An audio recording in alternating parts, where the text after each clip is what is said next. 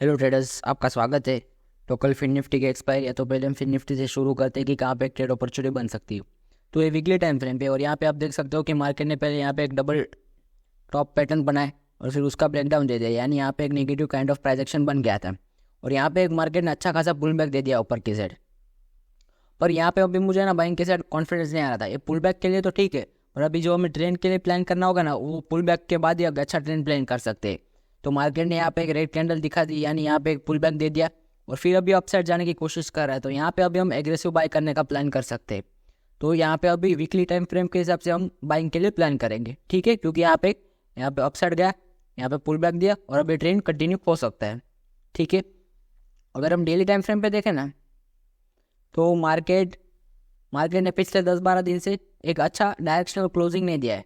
जब भी देखो गैप अप ओपन होता था और साइडवेज हो जाता था, जैसे doji kind of candle closing देता था मोस्ट ऑफ द टाइम। यहाँ पे देख सकते हो, यहाँ पे देख सकते हो, हर बार गैप अप ओपन हो गए साइडवेज क्लोजिंग दे देता था। तो यहाँ पे अभी है ना, अभी एक डायरेक्शनल क्लोजिंग के लिए एक प्रोबेबिलिटी बन सकती है अगर मार्केट फ्लैट ओपन ओपन हुआ तो, ठीक है। तो अभी यहाँ पे एक डायरेक्शनल क्लोजिंग की पॉसिबिलिटी बन सकती है अगर छोटे टाइम फ्रेम पे देखें ना। यहाँ पे अगर आप मार्केट ने पुल बैक दिया, यहाँ पे अपसाइड गया, फिर यहाँ पे एक प्राइस एक्शन बनाया, ये प्राइस एक्शन का यहाँ पे ब्रेकआउट आ गया, ये लेवल पे ब्रेकआउट आ गया, तो यहाँ पे हम क्लियरली बाई करके प्लान कर सकते हैं। अगर अर्ली टाइम फ्रेम पे ना देखें ना, तो यहाँ पे एक पैटर्न बन रहा है, एक रेंज बन रहा है, पैटर्न नहीं एक रेंज बन रहा है। ये रेंज का ब्रेकआउट आ गया है। अगर कल ये रेंज ब्रेक करता है ना अपसाइड और यहाँ पे फ्लैट ओपनिंग देता है, यहाँ पे अगर ये रेंज में फ्लैट ओपनिंग देता है अपसाइड और ये डाउन साइड, ये बीच में ओपन होता है और यहाँ पे 5-10 मिनट सस्टेन करता है और फिर ब्रेक करता है और ऊपर साइड सस्टेन करता है, तो वहाँ पे हम एग्रेसिव बाइंग के लिए प्लान कर सकते हैं। क्योंकि कल मंथली एक्सपायरी है, तो जिसके पास भी पोजिशनल होगा, जो पोजिशनल ट्रेड होगी उनको रोल ओवर करना पड़ेगा अगले मंथ के लिए। तो वहाँ पे जब भी वो ऑप्शन सेलर्स अपनी पोजीशन निकालेंगे और ऑप्शन बाइंग के लिए एक अच्छा सा मूव देखने को मिल सकता है। तो अगर मार्केट कल फ्लैट ओपन होता है, 5-10 मिनट सस्टेन करता है और ऊपर के साइड ब्रेक करता है, तो वहाँ पे हम ऑप्शन बाइंग का ट्रेड ले सकते हैं ये लेवल तक, 19,700 के लेवल तक ट्रेड ले सकते हैं। क्योंकि यहाँ पे ये जो एरिया है वो गैप पेंडिंग एरिया है, ठीक है। तो वहाँ पे अभी हम एक ऑप्शन बाइंग का ट्रेड प्लान कर सकते हैं। और जिसे अभी अगले मंथ के लिए प्लान करना है, जिनका पोजिशनल के लिए या फिर वीकली के लिए प्लान करना है ना, वो भी यहाँ पे बाई कर सकते हैं और वो इसके नीचे का स्टॉप लॉस डाल के बैठ सकते हैं, ठीक है। क्योंकि मार्केट देखो ना, तो यहाँ पे मार्केट एक साइडवेज हो गया था। यहाँ पे साइडवेज हो गया था, तो यहाँ पे एक प्रोबेबिलिटी है कि डायरेक्शनल ट्रेड हमें देखने को मिल सकता है as per price action. Market में ट्रेंडिंग मूव आता है, फिर वॉलेटाइल मूव आता है, और फिर साइडवेज मूव होता है और फिर वापस ट्रेंडिंग मूव आता है। तो यहाँ पे साइडवेज हो गया, यहाँ पे बीच में वॉलेटाइल हो गया और ट्रेंडिंग भी पहले हो गया था, तो वापस अभी ट्रेंडिंग की साइकिल आ सकती है, ठीक है। इस हिसाब से हम प्लान करेंगे। और जिन्हें सेलिंग के लिए प्लान करना है ना, मैं आपको रिकमेंड करूंगा एग्रेसिव सेलिंग के लेवल के नीचे करना, 19,500 के लेवल के नीचे एग्रेसिव सेलिंग करना। और जिसे इंट्राडे के लिए ट्रेड लेना है सेलिंग के साइड, वो वहाँ पे इसके नीचे ले सकते हैं, 586 के नीचे एक ट्रेड प्लान कर सकते हैं छोटे से स्टॉप लॉस के साथ।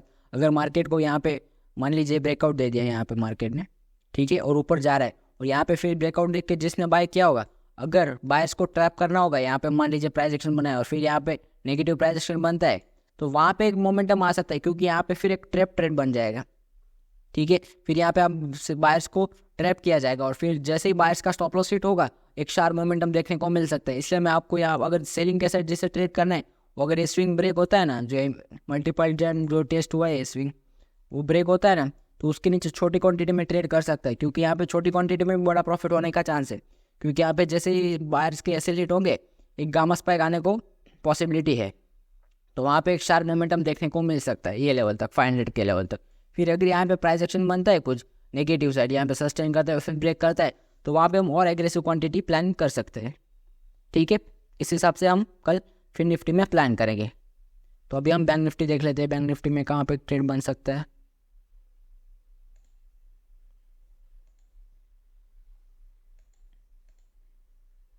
बैंक निफ्टी में सेम प्राइस एक्शन बना है। बैंक निफ्टी में ना, निफ्टी में पहले इतना करेक्शन नहीं दिया था मार्केट ने, यहाँ पे जो डीप करेक्शन है ना वो इस स्विंग के आसपास ही दिया था, और बैंक निफ्टी में उसके नीचे ट्रेड करना चालू कर दिया था मार्केट ने। तो यहाँ पे kind of head and shoulder pattern बनने की कोशिश कर रहा है, यहाँ पे लेफ्ट शोल्डर, यहाँ पे हेड और यहाँ पे राइट शोल्डर। तो अगर ये ब्रेकआउट देगा तो वहाँ पे भी हम ट्रेड कर प्लान कर सकते हैं। यहाँ पे तो मार्केट ने ऑलरेडी ब्रेकआउट दे दिया है, अगर आप ध्यान से देखो ना तो। पहले हम वीकली टाइम फ्रेम देख लेते हैं।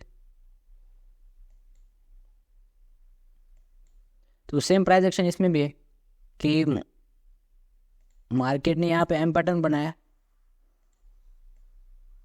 यहाँ पे एम पैटर्न का फॉर्मेशन हो गया, फिर उसका ब्रेक डाउन हो गया, और ब्रेक डाउन के बाद वापस ऊपर सस्टेन करने की कोशिश कर रहा है। ठीक है, तो वहाँ पे जब भी अभी ब्रेक करेगा तो वहाँ पे एक मोमेंटम आने की पॉसिबिलिटी है। ठीक है, जो हमें पुल बैक चाहिए था ना वो मिल गया है। यहाँ पे जो आप एक रेड कैंडल देख रहे हो ना, उसके नीचे जो पुल बैक चाहिए ना वो मिल गया है, तो वहाँ पे अभी हम एग्रेसिव ट्रेड प्लान कर सकते हैं। ठीक है,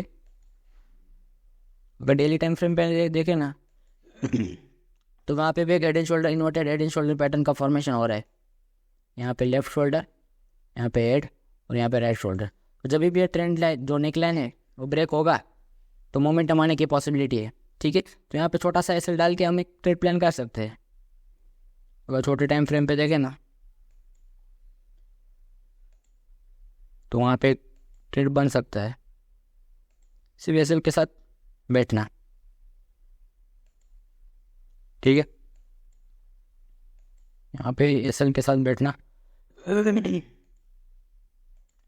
जैसे ये रेंज ब्रेक करेगा, ऑलरेडी इसने ब्रेक कर दिया है यहाँ पे। अगर 15 मिनट के टाइम फ्रेम पे ध्यान से देखें ना तो आपको पता चलेगा यहाँ पे ऑलरेडी ब्रेक हो गया है।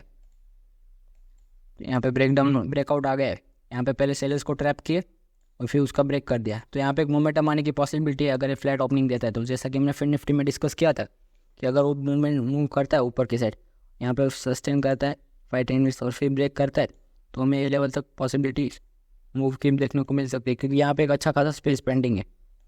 ये समवेयर अराउंड 800 to 100 यानी 300 पॉइंट्स का स्पेस है यहाँ पे। ठीक है, तो वहाँ पे आप दोनों कर सकते हो, बाइंग भी कर सकते हो और पी साइड सेलिंग भी कर सकते हो। ठीक है, तो अभी हम निफ्टी 50 चेक कर लेते हैं। निफ्टी 50 में क्लासिक एक ट्रायंगल पैटर्न का फॉर्म हुआ है 50 मिनट के टाइम फ्रेम पे। अगर यहाँ पे देखो ना तो यहाँ पे अभी मार्केट ने हॉल्ट कर लिया है, यहाँ पे वी शेप रिकवरी दिखा है, यहाँ पे हॉल्ट किया मार्केट। ठीक है, अगर आप डेली टाइम फ्रेम में देखो ना तो वहाँ पे एग्रेसिव ट्रेड दिख रहा है, पर वीकली टाइम फ्रेम के हिसाब से यहाँ पे एग्रेसिव बाइंग ट्रेड मेरे को नहीं दिख रहा है, क्योंकि मार्केट ने सीधा यहाँ पे डाउन साइड था, नेगेटिव साइड प्राइस एक्शन बन रहा और अब सीधा वी शेप रिकवरी थी। तो यहाँ पे मार्केट को कम से कम 1-2 वीक रुकना पड़ेगा, और फिर ब्रेक करता है तो एक अच्छी प्रोबेबिलिटी ट्रेड बन सकती है। ठीक है, तो इस हिसाब से प्लान करेंगे। अगर यहाँ पे एक सेकेंड, यहाँ पे मार्केट ने साइडवेज तो हो गया है, पर डेली टाइम फ्रेम के हिसाब से, वीकली टाइम फ्रेम के हिसाब से तो एक ही कैंडल बनाया है साइडवेज कैंडल ऐसा, और डेली टाइम फ्रेम के हिसाब से काफ़ी एक बायर्स एक्यूमुलेट हो गए यहाँ पे, एक रेंज में बायर्स एक्यूमुलेट हो गए। तो जब भी ये एक्यूमुलेशन का ब्रेकआउट होगा, एक्यूमुलेशन जोन का ब्रेकआउट होगा, तो वहाँ पे मोमेंटम देखने को मिल सकता है। तो अभी जो ट्रेड बनेगा ना ऑप्शन बायर के लिए अच्छा ट्रेड बन सकता है तीनों इंडेक्सेस में। ठीक है, अगर यहाँ पे देखो ना तो यहाँ पे एक काइंड ऑफ ट्रायंगल पैटर्न का फॉर्मेशन हुआ है। यहाँ पे अप साइड एक रेंज बन रहा है और ऊपर की साइड रेजिस्टेंस क्लोज आते जा रहा है। और यहाँ पे जब भी यहाँ पे ना थोड़ा बाइंग के लिए थोड़ा जल्दी क्वांटिटी में ट्रेड प्लान करना, क्योंकि यहाँ पे है ना मोमेंटम आएगा और बहुत फास्ट मोमेंटम आएगा, फिर वहाँ पे कैप्चर करना थोड़ा डिफिकल्ट रहेगा। यहाँ पे मान लीजिए अभी थोड़ा ब्रेकआउट देता है, यहाँ पे कुछ भी छोटे टाइम फ्रेम पे प्राइस एक्शन बनता है अपर की साइड में, तो वहाँ पे हम 20% क्वांटिटी ऐड कर देंगे। फिर और ऊपर जाता है तो और क्वांटिटी ऐड कर देंगे। वैसे वैसे करते जाएंगे ना तो आपकी एवरेज प्राइस ऊपर आती जाएगी, पर जो फ्रेश बाइंग करेंगे ना उनसे तो कम ही रहेगी एवरेज प्राइस। तो अगर वहाँ पे जो फ्रिक एसएल ट्रेड होता है अगर वो होता है तो वो उसमें आप बच जाओगे। ठीक है, जो फ्रिक ट्रेड रहता है, फ्रिक एसएल ट्रेड, कभी कभी क्या होता है ब्रेकआउट देता है मार्केट, यहाँ पे मान लीजिए ब्रेकआउट दे दिया। ठीक है, और जो फ्रिक ट्रेड होता है ना, फ्रिक ट्रेड मतलब बीच में एसएल खाने का फिर वापस ऊपर जाता है, तो फ्रिक ट्रेड आपका नहीं होगा, क्योंकि आपकी जो एवरेज प्राइस होगी वो बहुत कम होगी, और जिसने फ्रेश बाई किया होगा उनकी प्राइस अपसाइड होगी, तो उसे ध्यान में रखते हो फिर उनका फ्रिक ट्रेड में एसएल हिट होने का चांस बढ़ जाता है और अपना कम होता है। ठीक है, तो उस हिसाब से प्लान करना। पर्सनली मैं तो इस तरह से प्लान करने वाला हूँ। ठीक है।